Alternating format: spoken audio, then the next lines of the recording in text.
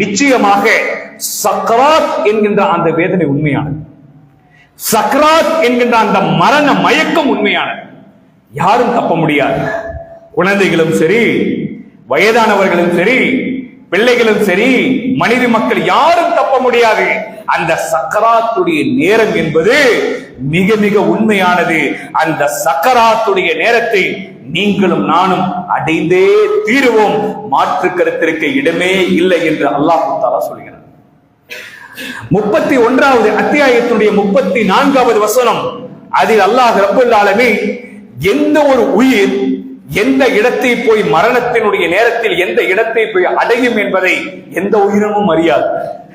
எந்த இடத்தில் மரணிக்க போகிறோம் என்பதை எந்த உயிரும் அறியாது. அல்லாஹ் தஆலா சொல்கிறான், வமா தத்ரி நஃப்ஸுன் பி ஐயி அர்லின் தமூத். எந்த ஒரு ஆத்மா எந்த இடத்தில் போய் சாக போகிறது, மரணிக்க போகிறது, இறக்க போகிறது என்பதை அந்த அல்லாஹ்வை தவிர வேறு யாருக்கும் தெரியாது. சிலர் மக்காவிற்கு செல்கின்ற பொழுது போகின்ற பொழுதே மரணித்து போய்விடுவார்கள். சிலர் கௌபத்துல்லாவிலே வைத்து மரணித்து போவார்கள். சிலர் பயணம் முடித்து வருகின்ற வழியிலேயே மரணித்து போவார்கள். சிலர் சாப்பிடுகின்ற பொழுது மரணத்தில் விழுவார்கள். சிலர் தொழுகின்ற பொழுது மரணத்தில் விழுவார்கள். எல்லாம் மறைவானது சகோதரர்களே, எல்லாம் மறைவானது.